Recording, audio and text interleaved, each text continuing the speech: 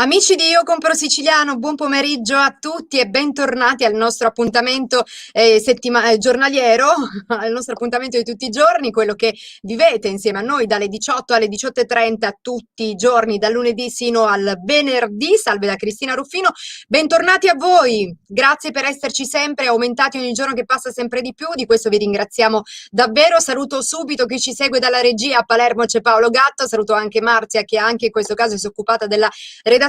Allora, il martedì, come ormai sapete, ci occupiamo di nutrizione e benessere, questa è la nostra rubrica e io do il benvenuto subito a quella che è la mia compagna di viaggio quasi fissa, la dottoressa Ivana Gullotta, che è in collegamento con noi questo martedì. Bentornata Ivana. Ciao Cristina, grazie per la compagna di viaggio. Sono contenta di averti come compagna di viaggio in questa rubrica meravigliosa. Grazie, grazie sempre dell'invito.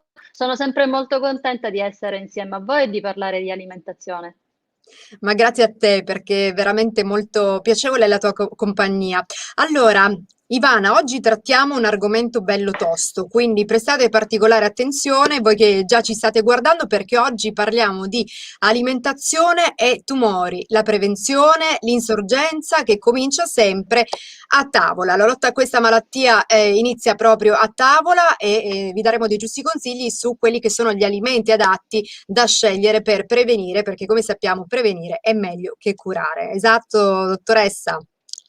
È vero, è vero, è vero. Sicuramente la prevenzione ci aiuta tanto, non ci mette poi all'angolo quando poi in realtà diventa poi più difficile sicuramente curarci e superare le malattie. La prevenzione è alla base di tutto. A maggior ragione quando si tratta appunto di patologie così importanti e con incidenza elevata. È vero. Anche se negli ultimi anni, devo dire, c'è un'incidenza molto molto più bassa, si riescono a curare, è difficile appunto soltanto i tumori quelli veramente difficili e magari con uno stadio elevato. È vero. Allora, per fortuna diciamo che comunque le cure ci sono. Noi ovviamente siamo sempre a favore della ricerca da ogni punto di vista, quindi sosteniamola perché comunque la ricerca è sicuramente molto importante. Allora, come dottoressa Ivana, anzi ti do del tu perché comunque entriamo un po' in Certo. confidenza, ormai ci siamo abituate, come gli alimenti possono determinare l'insorgenza di patologie tumorali? Allora, Cristina, guarda, ormai in realtà è scientificamente dimostrato che l'infiammazione è alla base di tutte le malattie cronico-degenerative, come appunto sono anche i tumori. Ed è altresì scientificamente dimostrato che la benzina cellulare di quello appunto che poi determina l'infiammazione è la presenza di glucosio elevato, proprio perché tutte quante le cellule, sappiamo, abbiamo visto nelle puntate precedenti che il glucosio nutre le cellule, poiché appunto il glucosio nutre le cellule, chiaramente un glucosio in eccesso all'interno del nostro organismo mantiene questa infiammazione cronica e costante.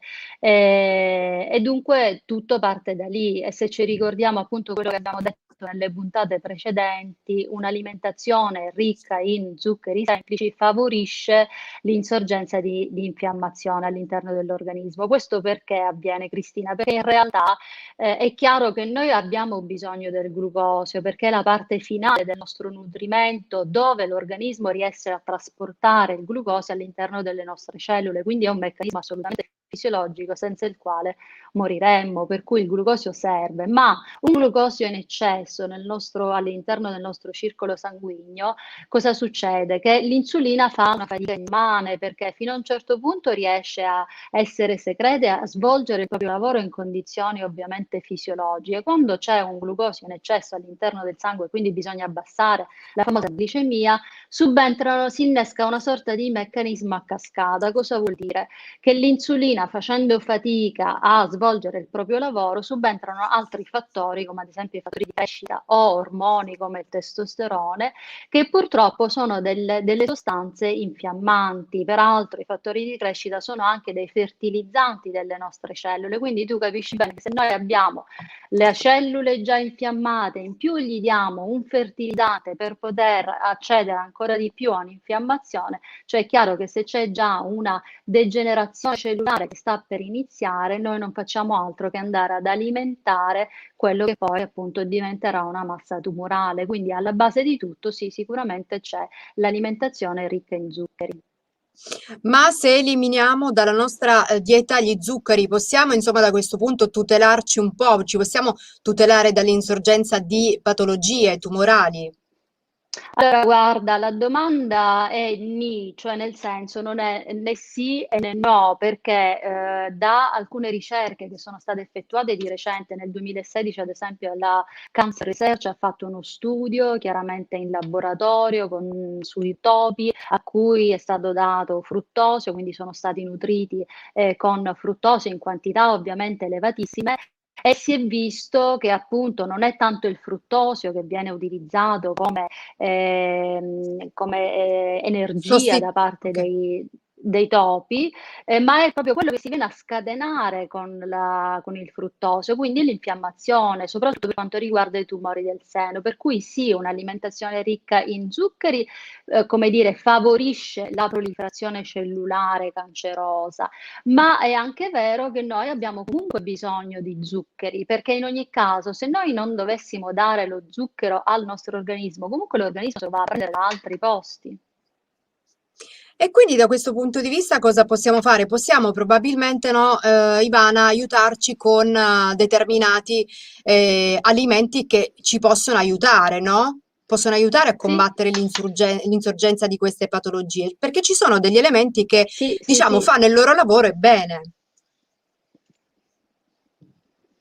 Sì, allora sicuramente, Cristina, appunto, il discorso che dicevo prima, eliminare lo zucchero non concluderemmo niente, perché comunque l'organismo se lo va a recuperare anche dalle proteine e dai grassi, perché lo va poi a degradare, lo va a metabolizzare attraverso proteine e grassi. Quindi il fatto di eliminarlo non vuol dire che ci tuteliamo per le patologie tumorali, ma sicuramente però ci possiamo tutelare con zuccheri di un altro tipo di natura, cioè che hanno un indice glicemico un po' più basso rispetto allo zaccarosio, allo zucchero da cucina, che se ti ricordi avevamo visto nella Sì. puntata in cui parlavamo dello zucchero di cocco, quindi inserire lo zucchero di cocco, inserire l'eritritolo che ha un basso indice glicemico, lo xilitolo di betulla, che magari così sembrano dei nomi un po' ostici, però in realtà sono tutti zuccheri provenienti da un mondo naturale, dalla frutta.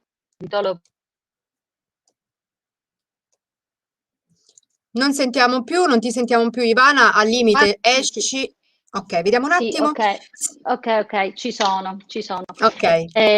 L'eritritolo appunto proviene dalla frutta, dalla fermentazione della frutta, lo xilitolo di betulla la stessa cosa proviene dalla betulla, quindi assolutamente naturali e così un attimino ci tuteliamo un pochino di più, fermo restando che gli zuccheri sono sempre come dire, un alimento che va preso sempre con cautela, cioè non possiamo pensare di introdurlo tutti i giorni o tutta la settimana nella nostra alimentazione, si prendono in modo occasionale, si assumono in modo occasionale e quando si prepara un dolce, appunto, ci tuteliamo utilizzando degli zuccheri alternativi che possono essere appunto questi con basso indice glicemico.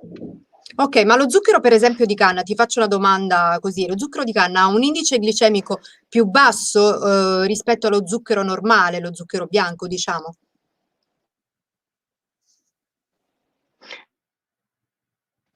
No, Cristina, l'indice glicemico dello zucchero di canna è uguale allo zucchero bianco, cioè la stessa identica cosa. Come indice glicemico siamo intorno a 60, 60 è lo zucchero Ok. bianco e 60 è lo zucchero di canna. L'unica differenza è che lo zucchero di canna mantiene ancora inalterate le proprietà nutritive, per cui comunque è un po' più grezzo, come dire, fa meno male rispetto a uno zucchero bianco che è totalmente trattato e che andiamo ad ingerire assolutamente delle calorie in vuoto. Mentre invece altri tipi di zuccheri, come lo zucchero di cocco, andiamo a inserire anche nutrienti importanti, se ti ricordi c'erano un gruppo di vitamine dentro, Sì. sali minerali, eccetera, eccetera. Quindi comunque lì apportiamo anche un minimo di nutrimento al nostro organismo. Ok, questa è una cosa veramente molto importante. Allora, a proposito di alimenti, abbiamo un video. Se sei Sì, d'accordo lo andiamo a vedere subito. Ok, andiamo. ok.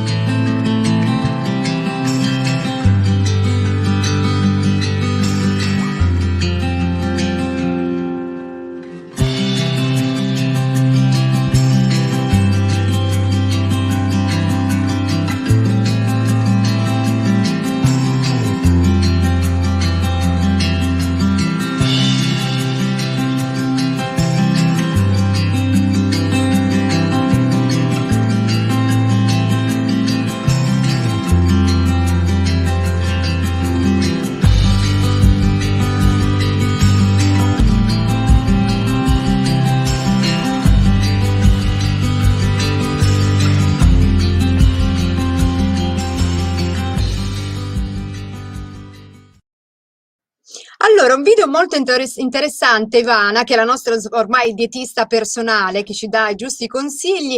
E questi mi pare che sono degli alimenti che ci possono aiutare a combattere l'insorgenza di patologie tumorali. Esatto, Ivana? Quali sono questi Sì, sì, sì, alimenti che ci possono aiutare?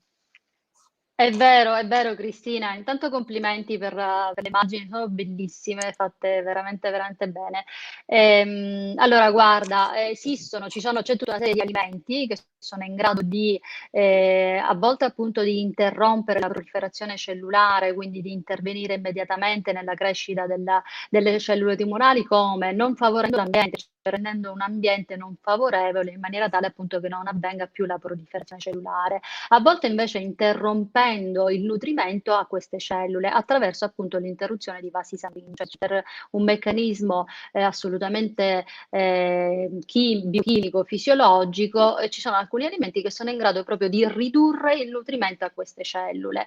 E poi invece appunto ci sono alimenti che grazie al loro contenuto di polifenoli e dunque antiossidanti aiutano a prevenire l'insorgenza di patologie appunto tumorali.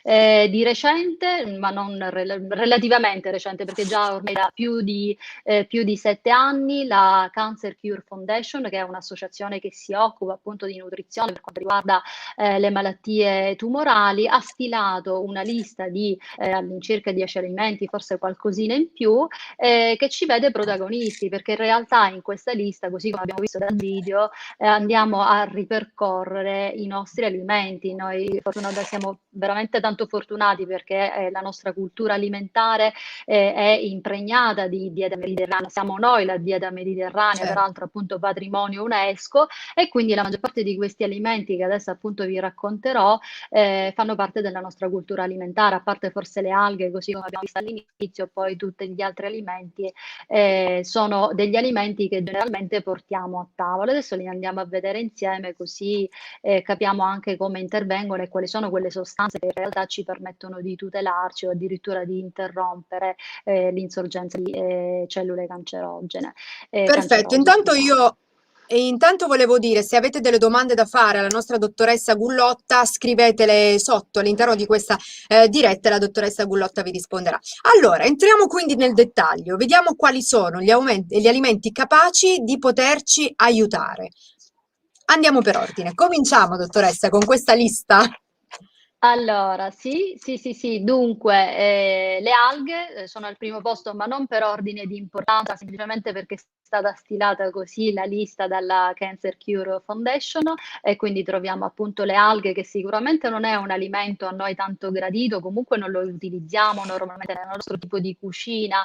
In realtà negli ultimi anni appunto lo abbiamo visto in maniera prepotente sulle nostre tavole attraverso appunto il famoso sushi, ma in Sì, realtà le alghe le possiamo anche cominciare a utilizzare. Io ad esempio li faccio utilizzare sempre nella cottura dei legumi, faccio utilizzare un pezzettino che può andare da 2 centimetri a 5 centimetri sotto forma di alga secca, e questo appunto aiuta non soltanto alla digestione dei legumi, ma anche appunto ad apportare quei nutrienti preziosi che sono all'interno dell'alga. E questo studio è nato praticamente in Giappone, dove si è visto che le donne giapponesi hanno un'incidenza veramente bassissima per quanto riguarda i tumori che sono correlati a ormoni dipendenti, e quindi appunto i tumori del seno e i tumori dell'endometrio. E facendo appunto una ricerca, facendo uno studio approfondito, si è stabilito appunto che il fatto che le donne giapponesi assumono alghe in quantità elevate, perché chiaramente per loro è un alimento che routine. apportano, sì, è assolutamente routine, come per noi il pane, come per noi la pasta, per cui si sono tutelati negli anni in maniera veramente importante. Quindi, se vogliamo, possiamo anche adottare l'inserimento di questo alimento, magari pian piano, perché magari all'inizio può anche dare fastidio perché non siamo abituati, perché poi peraltro quando è secca ha anche un aspetto un po' strano, è molto scura, però devo dire che poi il gusto è molto buono. Si sente, non si sente questo gusto che sa un po' di pesce ovviamente, no? Perché essendo un'alga c'è un retrogusto di pesce, però poi insieme ai legumi comunque si camuffa e diventa particolare. Ecco, io Ma dove si invoglio poi. reperisce? Dove si reperisce Eh, quest'alga? Dove la possiamo trovare? Ovunque, la possiamo comprare sicuramente in erboristeria, sono quelle più fornite rispetto al supermercato classico, però anche in Ok. tutti i supermercati bio ormai appunto si trova facilmente. Perfetto, quindi alghe. Quindi le Alghe. alghe ci possono aiutare. Poi, perché la lista è Ok, importante, no? la lista è lunga, ce ne sono ancora altri nove. Subito dopo troviamo uno dei re dei nostri alimenti, il pomodoro, e qui giochiamo a casa perché il pomodoro lo conosciamo tutti. Il pomodoro è un frutto, non è un ortaggio, e il caratteristico colore che lo contraddistingue è determinato dalla presenza di licopene. Il licopene è questa sostanza meravigliosa, questo antiossidante meraviglioso che è contenuto all'interno e che appunto ci permette di tutelarci per quanto riguarda la prevenzione di patologie tumorali. Una piccola nota che però è importante, la biodisponibilità del licopene avviene attraverso la cottura, quindi la salsa di pomodoro è ricca in licopene, l'insalata di pomodori molto meno, quindi se vogliamo Ok. appunto usufruire di questa sostanza importante preventiva a livello tumorale, dobbiamo cucinare la salsa e in presenza di grassi, il licopene dà il massimo di se stesso, quindi aggiungiamo sempre un filino d'olio in Olio. maniera tale appunto da renderlo ancora più biodisponibile, ma d'altronde è quello che abbiamo sempre fatto, le nostre nonne lo hanno sempre fatto, che gli ultimi 10 minuti aggiungevano sempre un filino di olio e infatti, guarda caso, poi c'era una dimostranza scientifica che le nostre nonne non sapevano, però in realtà c'è una dimostrazione scientifica, oggi sappiamo perché si fa. E quindi al Diciamo che le secondo nostre posto, nonne non sbagliavano, ma ci sono dei pomodori esattamente. specifici, delle tipologie di pomodori da preferire piuttosto che altre? No, quasi tutti i Ok, pomodori contengono quantitativi di licopene interessanti, l'unica cosa è che appunto ha necessità di essere cucinato, ecco, cotto, e quindi l'insalata di pomodoro un po' meno, sicuramente non ha una disponibilità importante come quando lo mangiamo già cotto. ok. Terzo alimento. Ok, terzo alimento siamo con le spezie le possiamo utilizzare sia secche, quindi essiccate, sia fresche, tutte le spezie che conosciamo, dal prezzemolo al coriandolo, al finocchio, al cumino, ma anche appunto andiamo in posti un po' più esotici, quindi la curcuma, ne parlavamo l'altra volta della curcuma, ti ricordi Cristina, Sì, no? sì, Che l'abbiamo sognavi di. messa anche nella torta, mi pare, esatto? Esatto, l'abbiamo messa anche nella torta, la curcuma che contiene appunto curcumina, che è questa Curcumina. appunto la sostanza antitumorale, e poi lo zenzero che ultimamente anche questo alimento molto prepotentemente come dire, lo abbiamo visto sulle nostre tavole, che contiene il gingerolo, sostanza appunto antitumorale. E poi vabbè, le classiche, le altre spezie come ad esempio il prezzemolo, ma anche carote, sedano, e porri sono degli alimenti ricchi in antiossidanti che prevengono appunto che prevengono patologie tumorali. Anche l'aglio, la cipolla e annessi, e dunque anche il porro, sono delle sostanze che ci tutelano per quanto riguarda l'insorgenza di patologie tumorali, però qui c'è una piccola nota negativa, cioè nel senso l'aglio e la cipolla dovremmo mangiarli crudi, e in realtà sappiamo che comunque sia l'aglio che la cipolla lasciano un gusto un po' particolare, quindi non so quanto siamo disposti poi a mangiarli sempre crudi, Certo. però qualora appunto ci troviamo in condizioni in cui lo possiamo fare, sappiamo che ci stiamo tutelando attraverso l'alimentazione. Poi, Continuiamo con la lista che è ancora sì, lunga, ce ne mancano un po'. Siamo arrivati ai frutti di bosco. I frutti di bosco contengono una sostanza che si chiama acido ellagico.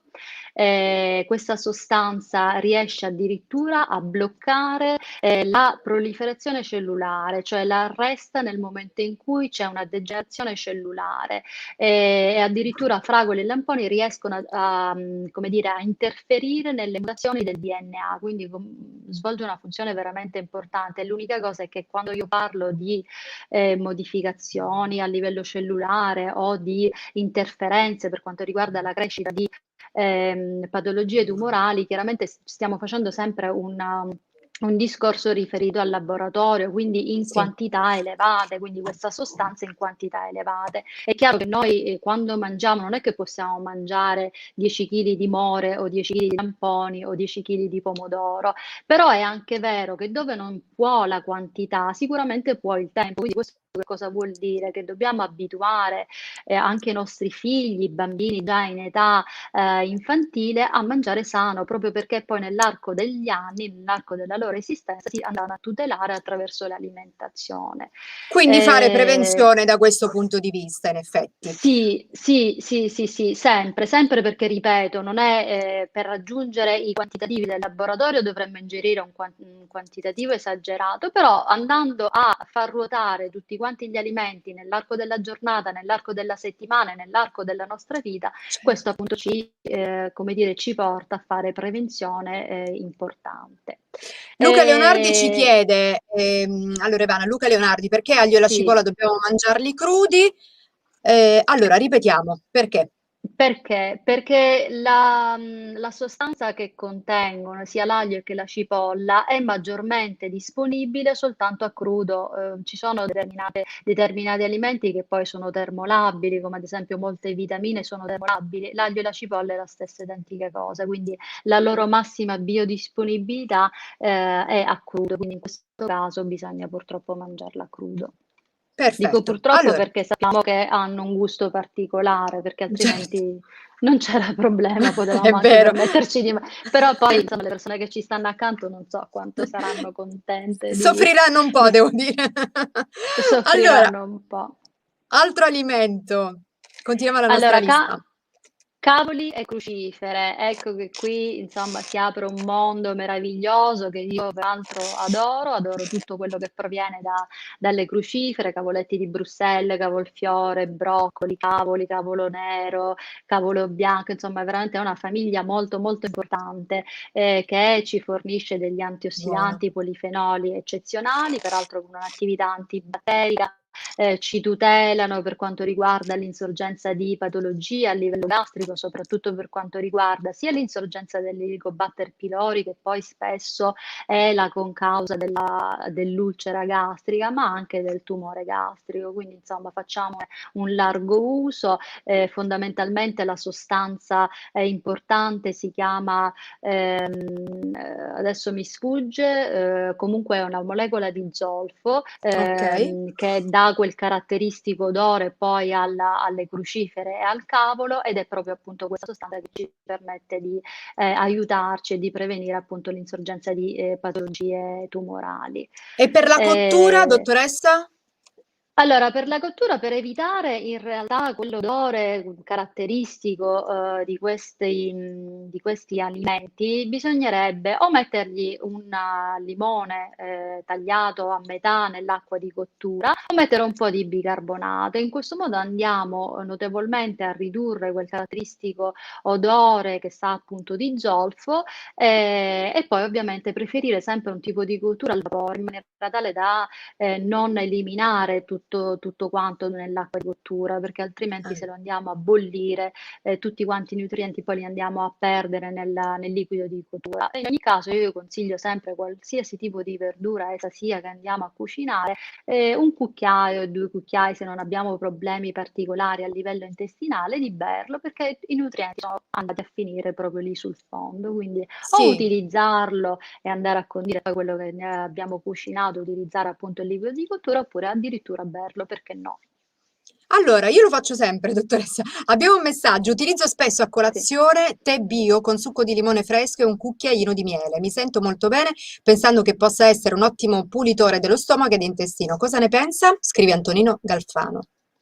Sì, sì, sì, sì, se peraltro è il tè verde di provenienza giapponese, rientra in questa bellissima lista che è stata stilata dalla Cancer Cure Foundation perché è ricco in catecolamine, per cui assolutamente sì. Il miele è un ottimo alcalinizzante, quindi aiuta anche ad abbassare il pH dell'organismo. Fare sempre attenzione che sia un miele grezzo, che non abbia subito una pastorizzazione troppo elevata, perché altrimenti lì appunto i nutrienti si vanno a perdere, quindi non superiore ai 45 gradi sicuramente è un buon miele, un miele eccellente, quindi assolutamente sì. Grazie, Ivana. Allora, c'è un altro, ci Ok, sono altri alimenti, siamo a 25 minuti, eh? sì, Io sì, sì, cercherò di non ok. parlare. Agrumi, il tè verde l'abbiamo già detto perché chiaramente me lo ha, come dire, me lo ha Suggerito, suggerito anticipato. anche, Sì, anticipato e suggerito il nostro ascoltatore. Agrumi, ci sono gli agrumi che sappiamo che sono ricchi in vitamina C, ma che contengono terpeni, che sono appunto queste sostanze che ci permettono di tutelarci dal tumore gastrico e anche appunto dall'insorgenza di eventuali patologie del tratto gastroesofageo, quindi assolutamente sì con gli agrumi, se non si hanno particolari poi malattie, quello chiaramente bisogna sempre attenzionarlo e contestualizzarlo, ma questo è un discorso che io faccio sempre, che ci tengo a ribadire. Ma Il agrumi vino mangiati rosso. così o agrumi spremute? Come conviene mangiare un agrume? Per esempio, parliamo Uguale, della classica arancia. uguale, uguale. Ricordiamoci sempre che le vitamine, soprattutto la vitamina C, è termolabile, per cui comunque andiamo a fare una spremuta di arancia e beviamola immediatamente, anche perché si ossiderebbe subito. Non la riscaldiamo perché appunto essendo le vitamine che contengono sono delle vitamine termolabili, quindi non la riscaldiamo. Oppure la mangiamo direttamente come se fosse un frutto, come siamo abituati a mangiare l'arancia secchi, ecco, possiamo farlo Perfetto. tranquillamente. I terpeni sono contenuti nella buccia dell'arancia che dà poi questo caratteristico colore e questo caratteristico odore all'arancia. Ok, Io vado un po' grazie. più veloce perché ho capito che siamo quasi fuori e Sì, quindi sì, mi pare che andiamo. ci siamo. Ok, allora, vino rosso, la particolarità del vino rosso è che è ricco in resveratrolo, che è un antiossidante eccellente. Ricordiamoci che comunque è una bevanda alcolica, per cui comunque la dobbiamo sempre limitare. Per le donne, ad esempio, un bicchiere al giorno, se ci sono particolari controindicazioni, è indicato, mentre invece per gli uomini mezzo bicchiere ai pasti, quindi a pranzo e a cena va benissimo. E poi infine troviamo la cioccolata e qui gli Mm. amanti golosi della cioccolata sicuramente staranno facendo le capriole. Però non è la cioccolata al latte, ricordiamoci che la cioccolata benefica è quella Fondente. fondente al 70, un Mm. 70%, dal 70% in poi, ricca appunto di polifenoli, peraltro appunto un pezzettino sui 30 grammi è 200 volte in più rispetto di polifenoli, contiene 200 volte di polifenoli in più rispetto al latte verde, ma anche rispetto al vino. Quindi quando mangiamo un pezzettino di cioccolata, se è fondente, sappiamo che ci stiamo nutrendo in maniera importante, non stiamo soltanto apportando delle calorie a vuoto, per cui come spuntino, se non si hanno particolari problemi, se non c'è una dieta ipocalorica, come spuntino metà pomeriggio, metà mattinata, ce lo possiamo anche concedere. Ok, quindi vabbè, ogni tanto diciamo che un po' di cioccolata fa sicuramente bene, ma che sia fondente, quindi imparerò io a mangiare la cioccolata fondente perché io amo la cioccolata al latte, però va bene. Ma come zuccheri come siamo messi all'interno della cioccolata fondente, Ivana?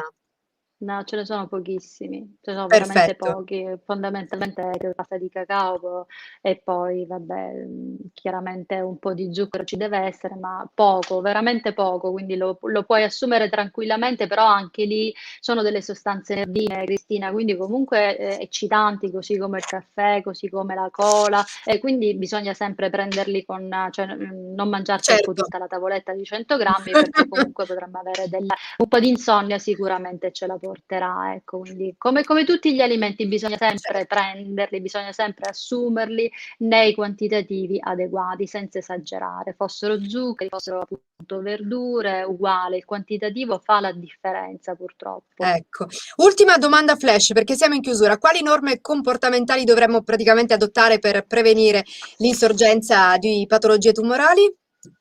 Allora, sicuramente mangiare tutto quello che abbiamo detto in questa lunga lista di alimenti, mantenersi magri, quindi snelli nell'arco della vita, quindi con un indice di massa corporea che va fra 18,5 e 24,9, che è il range che ci permette di stare bene, al di sotto del quale parliamo di patologie importanti come l'anoresia, al di sopra del 24,9 parliamo appunto di sovrappeso e poi andando incontro a obesità di primo, secondo e terzo grado.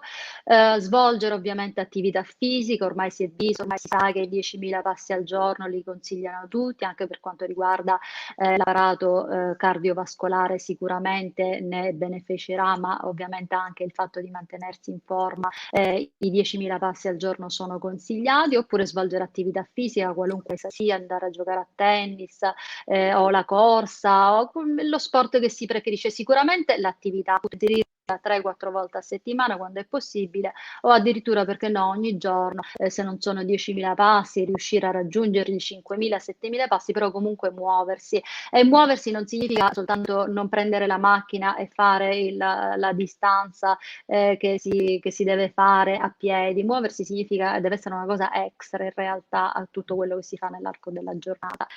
Ecco, E poi appunto adottare tutte le norme dietetiche, per cui, come dicevo prima, zuccheri poco, inserire nella nostra alimentazione alimenti ricchi in fibra, quindi cereali integrali, semi integrali, quindi pasta fatta con farina di timilia, grano russello, grano saraceno, il pane con farine alternative, quindi appunto con queste farine nostre, locali, siciliane, dai grani antichi, ne parlavamo l'altro sì, giorno nella puntata precedente. Limitare l'apporto di sale, consideriamo che 5 grammi al giorno sono più che sufficienti, e 5 grammi, Cristina, corrispondono a un cucchiaino, quindi come vedi è veramente poco e forse lontano da tutto quello che siamo abituati a utilizzare. E è ricordiamoci vero. che le spezie, sia fresche, sì, sia fresche che secche, ci danno quella sapidità di cui abbiamo bisogno, per cui prima utilizziamo le spezie e poi se eventualmente dobbiamo aggiustare mettiamo un pizzico di sale. Perfetto. Limitiamo le bevande alcoliche perché chiaramente apportano calorie e comunque alzano l'indice glicemico, quindi ricordiamocelo che non bisogna abusarne. E la prevenzione per quanto riguarda del tumore al seno, la prevenzione del tumore al seno avviene anche attraverso l'allattamento, quindi consigliamo sempre alle mamme che sono in gravidanza di far sì di poter allattare poi i propri figli almeno per 6 mesi, perché questo tutela la donna appunto che ha appena partorito all'insorgenza di cancro del seno. Ivana, sei stata preziosissima anche questo martedì, davvero grazie, grazie per i tuoi consigli preziosi che ci hanno aiutato veramente molto a capire tante cose. Ivana, ormai la nostra dietista di fiducia, io spero di ritrovarti martedì per la prossima puntata. Ti Grazie. ringrazio per essere stata con noi, grazie mille, grazie davvero. Grazie a te Cristina, grazie come sempre, per me è un piacere, lo sai, e grazie a tutti quelli che si collegano ogni volta e che ascoltano i nostri consigli e la rubrica. Grazie mille, Ivana. Alla prossima puntata. Io ti saluto e saluto anche voi perché siamo arrivati al termine di quest'altra puntata di pomeriggio special veramente interessantissima. Riguardate anche le repliche per seguire i consigli della nostra dottoressa Gullotta. Saluto Paolo in regia, Marzia in redazione. Grazie da parte mia. Ci rivediamo domani con lo sport e saluti a partire dalle 18 con pomeriggio special. Un bacio, ciao, lanciamo la sigla che è tardi. Ciao.